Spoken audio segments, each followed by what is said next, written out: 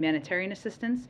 Today, the President signed the Lend-Lease Act into law, which adds to our suite of tools as we provide Ukraine with the weapons and equipment they need.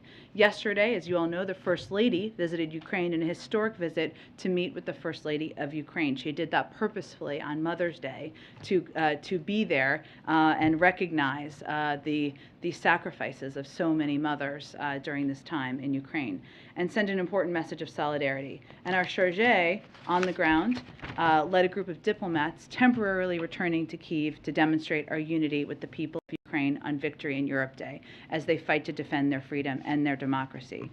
President Biden also spoke with our G7 partners yesterday and President Zelensky about our collective response to President Putin's brutal war, and we announced a new round of actions to ratchet up the pain on Putin. This includes banning U.S. services that help Russian elites and companies build wealth and evade sanctions, additional restrictions on a broad range of inputs and products like bulldozers and industrial engines that Putin needs for his military, and sanctions on big executives at Russia's largest banks and Russian military officials. The United States also sanctioned the top 3 most watched TV stations in Russia that bolster Putin's war by spreading his propaganda. And for the first time ever, the G7 agreed as a whole to ban or phase out Russian oil.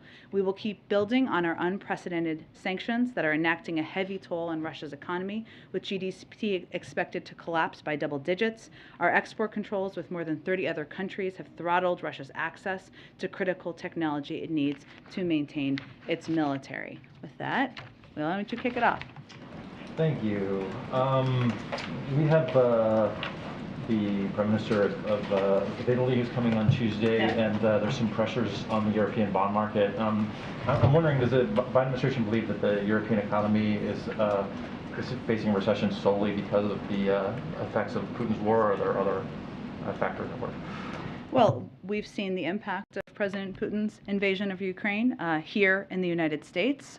We've seen in our own economy how inflation and inflationary data over the last several weeks or even months has been impacted a great deal by energy prices, and a great deal of that is because of President Putin's invasion. I don't have an assessment from here on the European economy other than to say we know, if we look at the past several months, even before the invasion, that the GDP here and our economic growth here was higher than the rest of the world, including Europe, because of the strength of the steps the president took earlier last year. So, they will have a range of topics to discuss, including ongoing efforts to hold President Putin and the Russian leadership to account, to continue to put in place crippling sanctions, to continue to support Ukrainians as they bravely fight this war against the Russians. And they will, of course, also discuss our close cooperation on promoting economic prosperity, increasing Europe's energy security, and combating climate change, all topics that we expect to be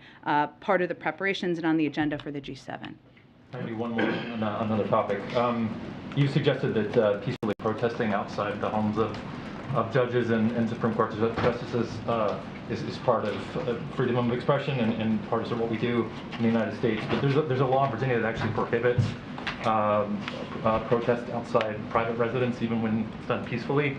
So I'm wondering if any sort of demonstrations outside of private homes might run afoul of that law and other laws like it in other parts of the country. We're certainly not suggesting anyone break any laws. I would note that the president's view has long been, and I tweeted this earlier this morning and repeated and made a number of these comments last week as well, that violence, threats, and intimidation have no place in political discourse. Yes, we are a country that promotes democracy, and we certainly allow for peaceful protest in a range of places in the country. None of it should violate the law. No one is suggesting that.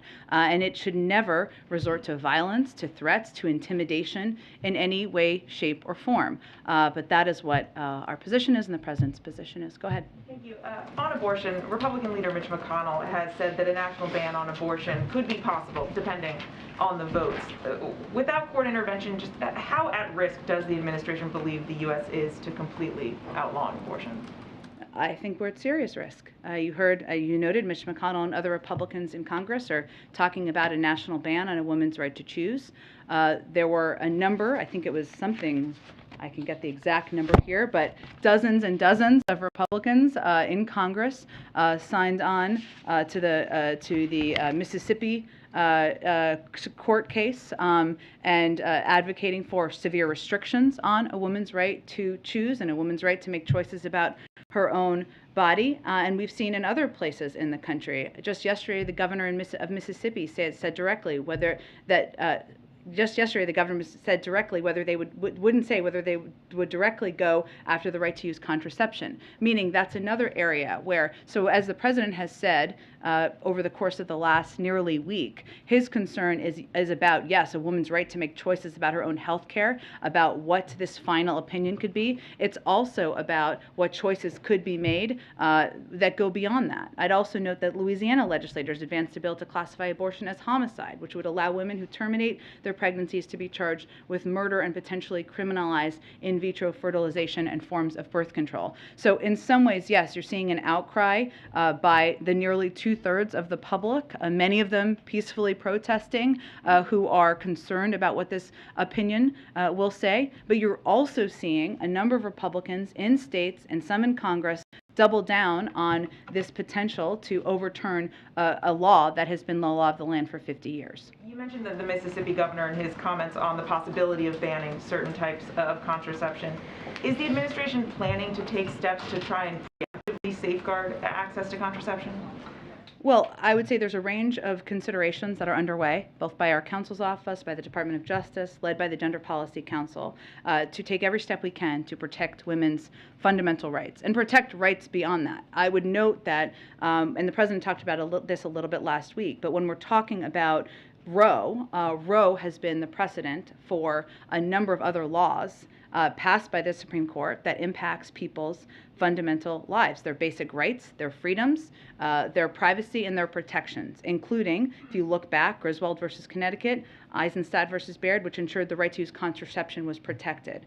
That is law now, but we are clear-eyed about this being a precedent for that and what could come next. Obergefell versus Hodges, which protects the right to marry. Lawrence versus Texas, which stops government from preventing sexual relationships between consenting adults. For 50 years, Roe has been the basis for a number of these decisions that have impacted and changed people's lives, in our view, for the better. You mentioned again, I mean, obviously you're discussing next steps here. You've said before that you're not going to detail what's sort of on the table, especially until the final ruling comes down. But why not? I mean, especially when states have trigger laws, sort of why not communicate at least what the options are to try and get ahead of some of this, give women some assurances, as we see, obviously growing concern across the country? Sure, Mary. Well, what I've talked about a little bit in here in the past, which people can look to as a model for what we're trying to do, is what we've done in response to SB 8 in Texas, right? We created the Dire Need Grant Awards to provide funding to expand access to emergency contraception and family planning services.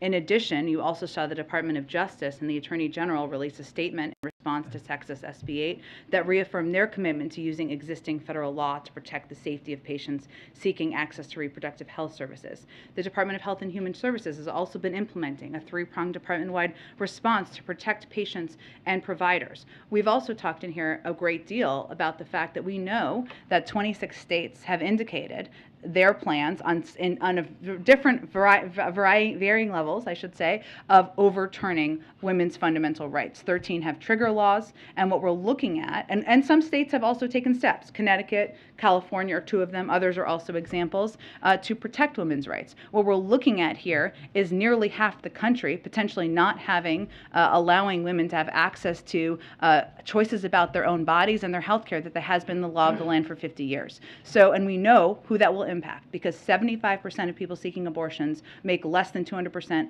of the poverty level. We know the majority of people seeking abortions are women of color. So we're taking into account all of that as we look at options. Go ahead. Just to follow up on all that, Mary asked what I would for the most part, but when are we going to hear when are we going to hear from the president on this issue? We've heard from just about every other Democrat. You've clearly come prepared with all the details today. Do we have to wait until the court ruling is official, or might he speak out beforehand? I would say he spoke multiple times last week, and I expect you'll continue to hear him speak about this issue. Well, he spoke on the tarmac.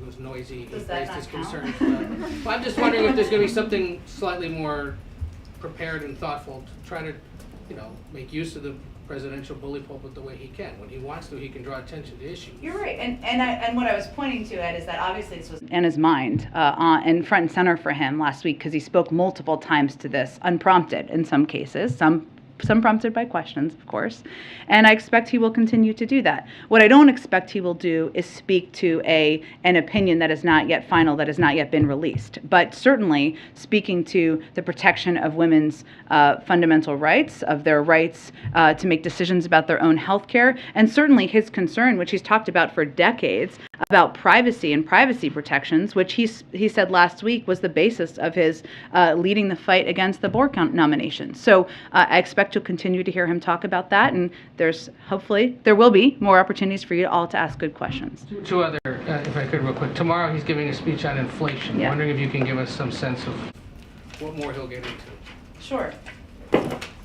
Well, I would note that as we announced and previewed a little bit, the president will be speaking to his plan, his continued plan to continue the fight to address inflation in the coming months. There's a lot of work that has been done to date on this front, whether it was the steps he's taken to address energy crisis, the release from the Strategic Petroleum Reserve, additional steps he's taken on that front, or whether it was steps he's taken even in recent weeks to fix the family glitch, to help more people have access to health care, or steps he announced in the last couple of weeks to make E15 available to thousands of people at gas stations across the country.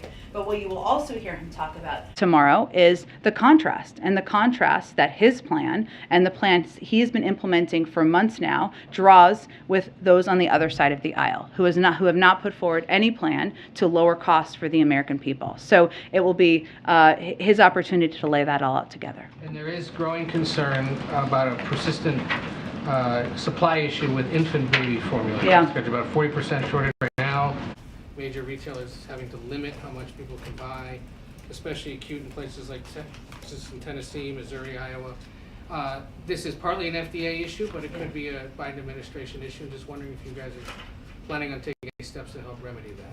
Well, let me first say, as you know, but the FDA issued a recall to ensure that they are meeting their obligation to protect the health of Americans, including babies, who of course were receiving or taking this formula, and ensure safe products are available. That's their job. Ensuring the availability of these products is also a priority for the FDA, and they're working around the clock to address any possible shortage. Okay, that is like hearing your voice on the answering machine, which I know that's a very outdated reference, but we've all been there. So what the FDA is doing, which while they are independent, they are part of the administration, is taking a number of steps to address. That includes working with major infant formula manufacturers to ensure they're increasing production, because part of this issue is, of course, making sure there's stock on the shelves, right? And working with the industry right now to optimize their supply lines, product sizes to increase capacity, and prioritizing product lines that are of greatest needs. Because obviously, as someone who my child has long been out of formula, fortunately, but it's close enough that I remember when you're trying to go to the store and get the specific kind of formula for your age child or whatever their needs are. So they are taking steps with that in mind. They're also exercising flexibility and expediting review of notifications of manufacturing changes that will help increase supply, particularly in the case of specialized formula. So that applies to that as well for medical needs. And they're also trying to streamline import entry review processes for already notified infant formula products coming from notified foreign facilities. So what they're trying to do, in the shorthand of it, is increase supply by working with a range of manufacturers and what their capacity is to ensure that the kinds of formula that was recalled is where they're able to help ensure it's on the shelves. It isn't something that's kept in a national stockpile, you know? I don't believe that there's a national stockpile of baby formula, but the FDA is not just their responsibility, in their view, to ensure that we're meeting our obligations to protect Americans. It is also their obligation to take steps to ensure supply can be met when they take these steps. So that is what they're very focused on. What's an answering machine, if you know? Since you're 25, I'll explain it to you after the briefing. Could you just give some general reaction to Putin's speech this morning? Sure, I tried to do it a bit at the top, but what I will say is that what we saw President Putin do is give a version of revisionist history that took the form of disinformation that we have seen too commonly as the Russian playbook. Now, what is fortunate is that we are all aware, reporters around the world are aware, Europeans are aware, Americans are aware of the disinformation factory that President Putin and the Kremlin seem to be. But the suggestion that this war that was prompted by, directed by President Putin, was prompted by Western aggression or Western plans is patently false and absurd. And otherwise, I would say, our view is that we should remember, and this is why I did this at the top, what this day is actually about, which is something that we have all celebrated, which is the defeat of Nazis after World War II, something that Russians have celebrated in the streets for many years. Quick question on a totally unrelated topic. Biden has blamed large meat packers for the run-up in meat prices. Yeah. And today, Tyson's Foods had another record or very good earnings out that showed its average prices for beef had climbed nearly 25% compared to the same quarter last year. I wondered if you all have any reaction to that. Is this the sort of price gouging that the administration is seeking to stop? I don't have any reaction directly to one company's earnings. But what the president's concern is, and what Secretary Vilsack, who's been here a number of times, is concerned about, is that the meat industry, the conglomerates are so small, not small, they're very large, but they're so dominant that they are elbowing out, of course, smaller producers, and that they have this capacity and ability to jack up prices and pass those on to consumers when they should not. But I don't have any direct reaction to one company's reports. I am not aware of this issue and our concern being addressed, though. So it's an ongoing concern. Go ahead. Just a little bit more on the Victory Day speech. Given that he didn't really point to specific victories and he also didn't signal, some kind of upcoming massive escalation or some pathway to ending the war, I'm just wondering if there were any takeaways for U.S. officials specifically related to the trajectory of the war from that speech? I would say what we're watching is what we're seeing on the ground. And what we're seeing on the ground is the right now, a great deal of the war, as you all know, and my colleagues at the Department of Defense have briefed on this even as recently as this morning, has obviously moved more to the east, and that terrain is very different. The Donbass is a lot more flat. It's little small villages. It's very different from what we were seeing in Kyiv. That is a terrain that the Ukrainians know well. And what we look at as we look to the totality of the country, and if we go back to mid-February when President Putin was giving speeches basically declaring he was going to subsume Ukraine, take over the country, the territorial integrity of the country, and go beyond that, is exactly not what's happening today. President Putin and the Russians are not marching through Kyiv. They are struggling to fight in other parts of the country, and the Ukrainians are bravely and courageously fighting every day. So we look at what's happening on the ground, though it is important to note and to call out the revisionist history that we saw in this speech, and the fact that any such statement that we've seen for months from President Putin, that the war was prompted by the West, is just patently false and inaccurate, and we can't state that too often. And on the First Lady's trip to Ukraine, is there anything more you can share? You talked a little bit about why she wanted to choose Mother's Day to travel into Ukraine. In terms of sort of the security concerns, which you've talked about a lot, how were you all able to get to a point where you could feel confident, the president could feel confident that she would be totally safe? I'm not going to get into behind-the-scenes security concerns or considerations. Obviously, she would not have gone if we did not feel comfortable with the security arrangements. I will note that she went there, as you said, because she wanted to go on Mother's Day because she thought it was important to show the Ukrainian people that the war has to stop, that the war has been brutal, and that the people of the United States stand with the people of Ukraine. That's why she went yesterday, and to show that the hearts of the American people are with the mothers of Ukraine. She also, of course, she's been back now, and she's had an opportunity to speak with the president, and has conveyed, she said, this publicly, directly to him, what she saw on the ground, the need to support the people of Ukraine. She saw the horrors and the brutality that the people she met had experienced, and that was something she conveyed directly to him. But in terms of security, obviously we have a range of security considerations we make, and I'm not going to get into those from here though. Just have a quick COVID question. Sure. The warning about the 100 million potential COVID infections by the fall and winter if new COVID funding isn't approved. Yeah. Dr. Jha has said that this is based on a range of internal and external models. Could the White House point us to which specific models were used to get to that number? There are a range of, as he said, internal and external models. Well within that range is that number. The point he was making is that we know what we need to do. We have put out an entire playbook to address the pandemic, to help a preparedness plan, to ensure Americans are protected and that we stay on the front foot in our fight against COVID. If we do not take action, we also know that we know that the virus is going to continue to evolve. And without us staying vigilant and prepared, like not having access to life-saving vaccines, testing, therapeutics, it has the ability to upend our lives. So he is a doctor himself, as you know, a very experienced one. He talks to a range of experts internally and externally. There's a range of models that are out there, and this is well within that range. And the point he was making is about the impact if we do not act, if Congress does not act. Would the White House be able to make Can we public? spread out the questions a little bit?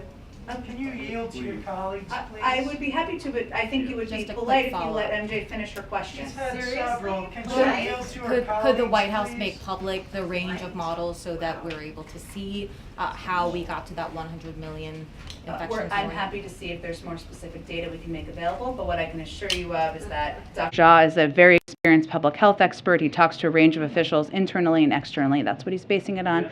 Let me go to the back. Go ahead. Go ahead. この度、日本に来ることに対して多くの方が感謝しています。That means many in Japan are welcoming the upcoming visit. And two quick questions. One, Japan has a population of 130 million, but only 39,000 deaths from the virus. I'm wondering if the administration is aware of that, and maybe some best practices can be said while we're there. And second, will there be a reaffirmation of the security treaty, especially about the Senkaku Islands? And then I have one quick follow-up. Sure. Well, what I can tell you is that we will certainly be doing a formal preview of the Asia trip, probably early next week, I would expect, before the president departs. While he is there, as you know, he's going to be holding bilateral meetings, including with his counterpart from Japan, and certainly discussing the ongoing COVID pandemic and the global fight to address the pandemic will be on the agenda, and we're grateful for Japan's contribution to that. They're also going to discuss a range of security issues, enhanced economic ties, climate change. There are a lot of topics that are on the agenda for this meeting, and of course, in light of North Korea's continued destabilizing actions in the region, including the test launch recently of multiple intercontinental ballistic missiles, the President will also make clear that our commitment to the security of Republic of Korea and our Japanese allies as well, range of topics, and we will have more, I promise. Go ahead. Just follow up. I brought this up before, but many of us who were embedded during the wars, we have a lot of personal relationships with people in Afghanistan as well as Sure. Iraq. We have one family, the Asher family, that have still haven't been able to get out. Just any update on? It's been almost 8 months, and these are really people that For give the their lives for specific us. family, I'm more than happy to take their information and check in with the State Department after the briefing. Go ahead. Jen, thank you. Lots of summits and meetings in the next couple of weeks, Yes. even ahead of the travel. Do you have any preview on what the President's participation will be in the COVID summit? Sure. He will be addressing the COVID summit. We are, of course, convening the COVID summit in order to have an opportunity for the global community to continue to discuss our fight against the pandemic. I would note, just to get everybody up to speed as you're preparing for your coverage, we committed to sharing 1.2 billion doses of safe, effective vaccines with the world. We're making good on that commitment. We've shipped over 530 million doses of vaccine to 115 countries around the world, over 4 times more than our next closest donor. But what we expect to be a topic, or what part of our agenda is for this meeting, is to talk about the fact that those doses doses are getting harder to place because countries' freezers are simply full, and we have tens of millions of unclaimed doses because countries lack the resources to build out their cold chain, which basically is their refrigeration systems, to fight disinformation and to hire vaccinators. And there are actually some good examples of where we've had funding, where we have worked with countries. For example, in Zambia, the U.S. government programs engaging local leaders in vaccine programs helped double vaccination rates from 12 to 22%. We know meaningful gains are possible, but part of this is also going to be an opportunity to elevate the fact that we need additional funding to continue to be a part of this effort around the world. Is it going to be a problem if over on Capitol Hill they move ahead with the Ukraine aid package and sort of leave that COVID funding to the side right as this summit is convening? Well, that's an active conversation literally as we speak right now on Capitol Hill. So what I will tell you is that the president is absolutely committed to signing into law both the Ukraine funding and also COVID funding, and he will continue to fight for both. Go ahead. Thanks, Jen. Last week you mentioned that the administration is talking to a wide range of people about how to respond to this upcoming decision on abortion. Yeah. You mentioned business leaders. I'm just curious if you could elaborate on that. What kinds of businesses, and how do you see their role in this, in this response? I think the point, I don't have business leaders to read out for you, and we're going to keep a lot of these conversations private, but I would note that 2/3 of the public, even in Fox News polls, have said that they don't want to overturn Roe v. Wade. This is a mainstream position for the majority of the public. I'm not saying everyone agrees on it. That's not at all what I'm saying, but it is about 2/3 of the public. So there are a lot of stakeholders, a lot of private sector citizens and leaders who are concerned about what they could see if this opinion if this is a final version or close to a final version of the opinion. And part of our role here is to engage with leaders, whether they're on Capitol Hill or they are women's leaders or they're in advocacy groups, and certainly private sector leaders as well. Go ahead. Thank you. The president and you have talked about the MAGA crowd or the ultra MAGA. How does that jibe with his desire to be the bipartisan guy? Well, the president's view is you can do both. He believes that there is work we can continue to do together. We're actively advocating for. He was out traveling in just last Friday on the Bipartisan Innovation Act. We believe that needs to move forward. It should move forward, and that can build on the nearly 80 bills that we signed into law last year that are bipartisan. But he's also not going to stand by and not call out what he sees as ultra MAGA behavior, ultra MAGA policies that are out of the mainstream of the country and are not in the interest of the American people. Whether that is efforts to prevent a woman from making choices about her own health care, or whether that is Chairman Scott's policy and proposals on that would raise taxes on people making less than $100,000 a year. He's going to continue to call that out, but he believes there is still a path to move forward on where we have agreement. And on the First Lady's trip to Ukraine, does that change the calculations at all about the president making a visit to Ukraine, since this presumably worked? Their travel is a little bit different. I think you all know traveling with the president, but there's not a trip currently planned. But again, he would love to go to Ukraine. I just don't have anything planned or anything to preview at this point. Go ahead. Thanks, Jen. There are reports now, you just alluded to this a minute ago, that Democrats are in fact going to bring forth that Ukraine aid without the COVID funding attached. I know you've told me last week that was something that the White House wanted to see them attached, but we're being told that the president actually had said, look, the Republicans don't support that, let's leave it aside. Can you confirm that? Was there a change in thinking over the last few days at the White House over how this package should proceed? Well, that has been his preference, to get both of them done together, which he has thought that would be the most efficient process. Since this is actively happening right now, I don't have any confirmation of it from here. I expect we'll have more. Even though I have dwindling days left here, I'm still not going to get ahead of the president because, I want to enjoy those last few days. But hopefully we'll have more to say on where we stand soon. Go ahead. Does the president plan to condemn the leak of the Supreme Court draft opinion or the doxing of the justices now that we've seen violence unfold? Well, I would say that we have been clear, and the president's position has long been, that we should not see protest that takes the form of violence, that takes the form of vandalism, and that threatens anyone. That has long been his position for his entire career and continues to be his position. And for tomorrow, your office released that. But can I say one more thing? Sorry. Please do, please do. We have not seen violence or vandalism against Supreme Court justices. We have seen it at Catholic churches. That's unacceptable. The president does not support that. We have seen it at some conservative organizations. That we don't support that. And we certainly call for, we know the passion, we understand the passion, we understand the concern. But what the president's position is that that should be peaceful, the protest. But continue, go ahead. And as for tomorrow, the president plans to offer, as you said, a contrast, and it was written, quote, to congressional Republicans' ultra MAGA plan to raise taxes. Now, the Washington Post has called that claim false, that there was a Republican congressional plan to raise taxes. Why is this statement still being shared?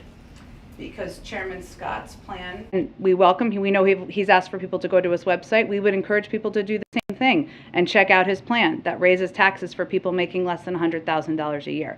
Mitch McConnell and this report, there aren't any other Republicans signing on to this at this point. So is it fair to say that Republicans as a whole are pushing? He's the chairman of the committee. If Republicans want to repudiate his plan, they should go do that. But otherwise, that continues to be what they're running on. So that's their position, not ours. Go ahead. Jen, is the White House satisfied with the legislative strategy on abortion rights, which appears to be to have this vote on Wednesday, which will fail, and then make this a midterm issue? Well, we support Leader Schumer's decision to get people on the record on this, on codifying Roe, and that's something the president would be happy to sign into law. At the same time, we certainly recognize that the votes, we don't have the votes. You can tell me, you cover the Hill closely, you can tell me if I'm wrong. We understand that, but we think it's important and an important issue to get people on the record on. Without getting into politics from here, again, I don't make the rules, I just try to follow them. In the president's statement last week, he noted that in order to take legislative action, we would need more Democratic senators, and we would need more pro-choice House members after the election in November. So we certainly recognize that, and we know that's on the minds of many people across the country. And if I can follow up on that, one of the votes you don't have is probably Joe Manchin's. I'm curious, when was the last time the president spoke to him about either this issue or his domestic agenda, which Manchin has been signaling he's open to maybe reviving some of these conversations that basically died in December? Well, we are open to this moving forward as well. I will say that just because we don't confirm conversations happening, it doesn't mean they're not happening. But the president has asked us not to get in specific details or confirm the timing or specifics of their conversations, so I'm not going to do that. Is it fair to say they're still actively happening? I can tell you that we're still in touch with Senator Manchin. We certainly are in touch with a range of Democrats about the need and the importance of moving forward. And as it relates to the president's remarks tomorrow, obviously moving forward with a reconciliation package that would lower costs on American people, on elder care, on health care, on child care, would be a step that would help address how inflation is impacting people across this country. So we're having a range of conversations. A lot of Democrats are having a range of conversations with each other. I'm just not going to detail them more from here. Go ahead. Jim, on the sanctions against Russia, what would it take to lift those? If Ukraine agreed to a peace deal, is that enough, or would the U.S. want something more? I'm not going to negotiate from here on that. We do know that an end to this will require a negotiated diplomatic process, and we support that. But our role is to continue to strengthen the Ukrainians' hand, whether it's through military assistance, economic, humanitarian, continuing to keep the world united, and we're just not going to get ahead of the process. And just real quickly, back on the Rick Scott question, Senator McConnell did repudiate that plan. So how can you say it stands for what Republicans? Well, he's the chairman of the committee. I wouldn't say every Republican has repudiated. If that's not at all the plan they're running on, and none of them are for it, then they can speak for themselves. Yeah. Go ahead. Jen, on abortion, this country is about to engage. Some states that don't have trigger laws are going to decide what they think the restrictions should be on abortion, and that's going to be a tough question in many of these states. Does the president have a clear belief in what he thinks the restrictions should be on, or if there should be any restrictions on abortion? I know you've been asked this before, but I just want to get a clear answer. The president's view is that women should be able to make choices about their own health care. I'm not going to detail it further beyond what he said in the past from here. Restrictions? Again, I'm not going to detail his opinion. He's spoken to this a number of times. Go ahead. Thank you, Jen. I have one question on ASEAN and one question on Russia. Sure. On ASEAN, the rotating chair of ASEAN, Cambodia said prior to the upcoming summit that it's a normal practice that the host of the nation to meet with the chair of ASEAN.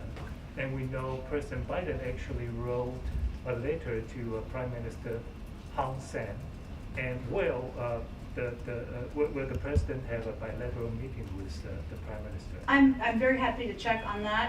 The schedule, I know it feels very close because it is. It's in a couple days, but I will check and see. He obviously invited the leaders of ASEAN from Brunei, Cambodia, Indonesia, Laos, Malaysia, the Philippines, Singapore, Thailand, and Vietnam, as well as the ASEAN Secretary General to Washington to participate in the summit. But in terms of bilateral meetings, I can check and see if there's any on the schedule. Another question on Russia about the intel leaks by the American officials.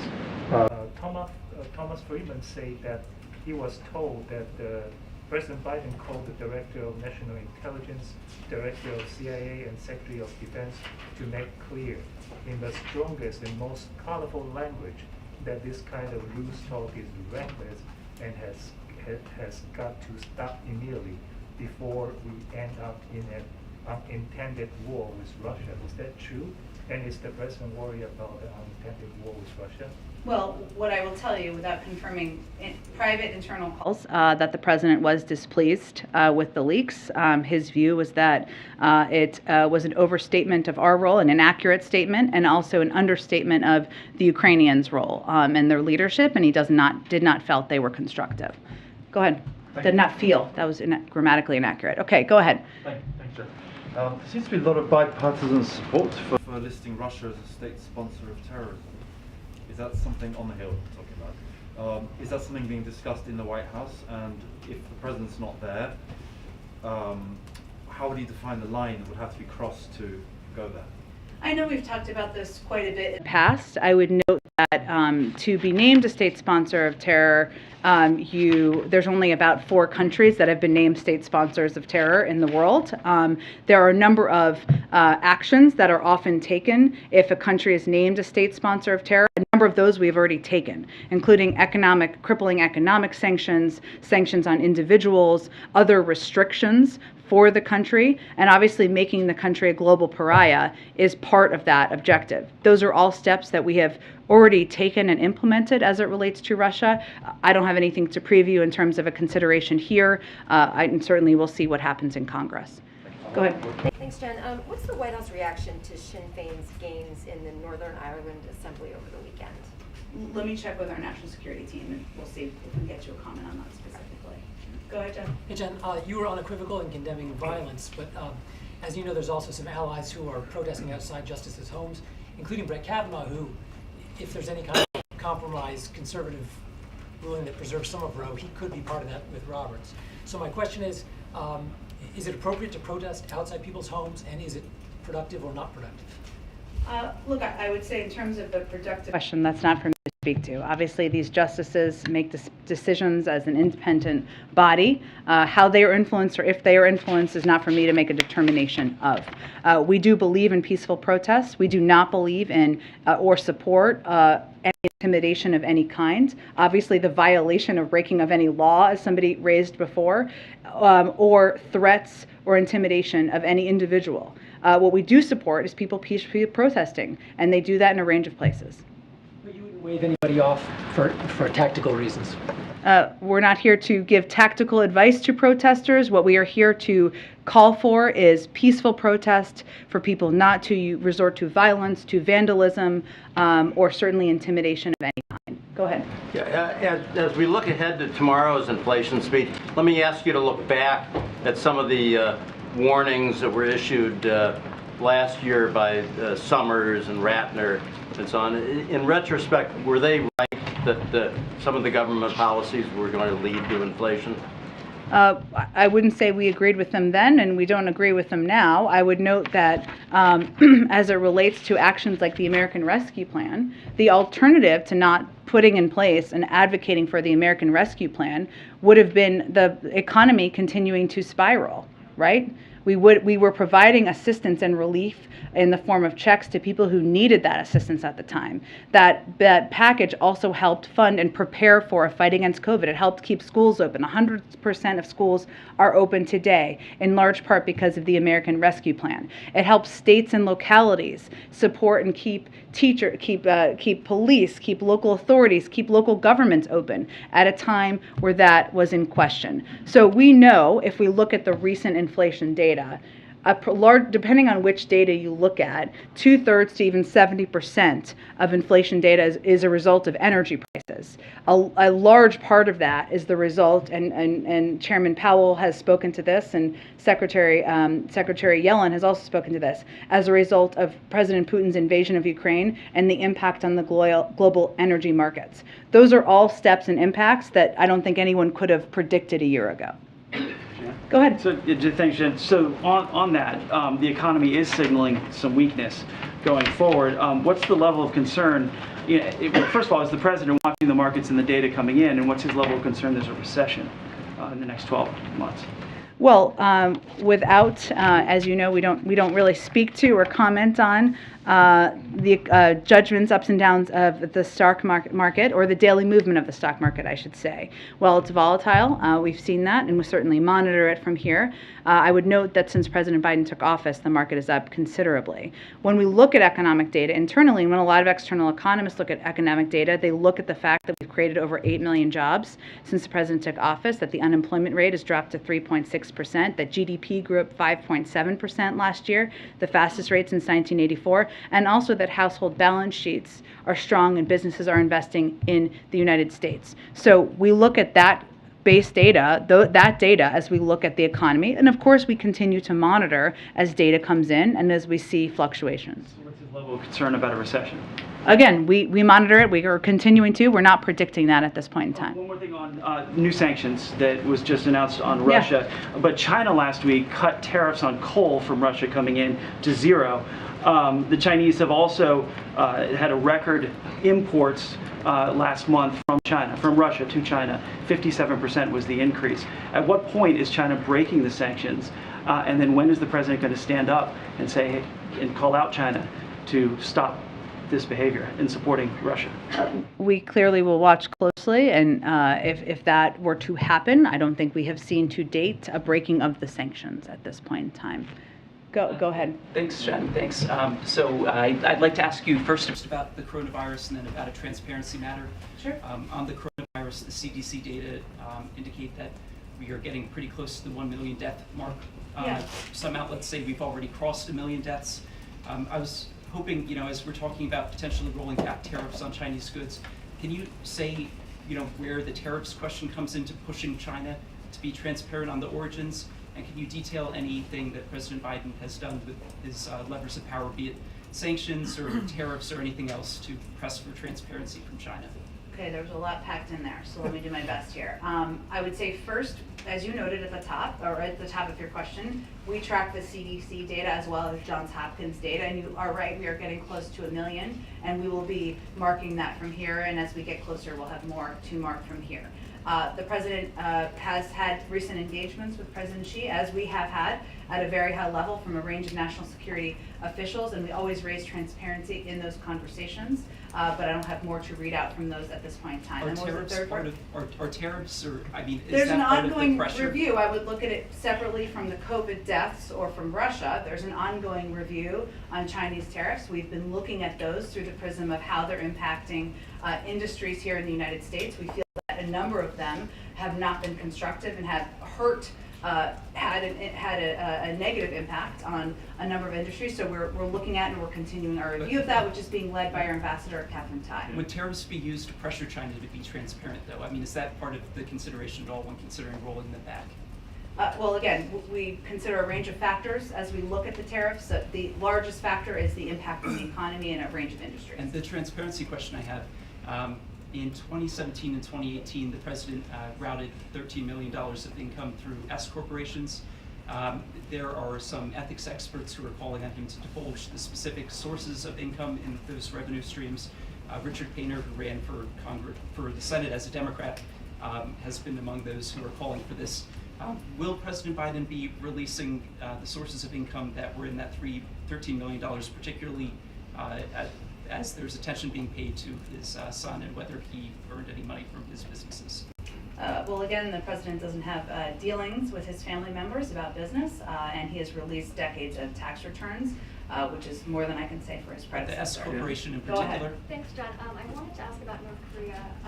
Some South Korean officials are saying that North Korea is likely to conduct another nuclear test around the time that President Biden goes to South Korea. Is the president monitoring this, and is the White House going to rule out any preemptive sanctions in the next week or so? Well, I will say we are certainly monitoring, and I would note that when the president goes to South Korea and Japan, North Korea, especially given their recent tasks, will be front and center in the agenda and discussing security in the region with them. I don't have anything to predict or preview in terms of any preemptive sanctions or actions. And if I could just ask, the new South Korean president is coming in tomorrow, and he's expected to take a much more hawkish stance on China and North Korea compared to his predecessor, who wanted to really work closely with North Korea. So does the White House welcome this kind of new hawkish stance against the two countries? The president looks forward to having a conversation with him about security in the region and, of course, denuclearization of the peninsula. Thanks, Jen. Thank you so much. Just a Last few one. Go ahead. follow-up Yeah. questions. About the Cambodian Prime Minister. Sure. He's been in power since 1985, which is the last time answering machines were a thing. Yeah. More recently than that, I would say. But seriously, he's been accused of corruption, Yes. of violence, of repression. It's the first time he's come to the White House. How does the White House respond to criticism that by allowing him in here and meeting with him, you're legitimizing that? I would say that the president has never held back in raising concerns about human rights when he has conversations with leaders where that's relevant. And this is an ASEAN meeting where all of the ASEAN member nations are included and invited. It's not isolating, it's not doing a state visit or anything along those lines. It's an opportunity to discuss with leaders in the region a range of topics that we work together on, whether it's COVID or economic growth or security in the region, and that's exactly what will be the focus. But he has never held back in raising concerns where he has them, including with countries where we have a range of work we do together. Thanks, everyone. We'll see you tomorrow.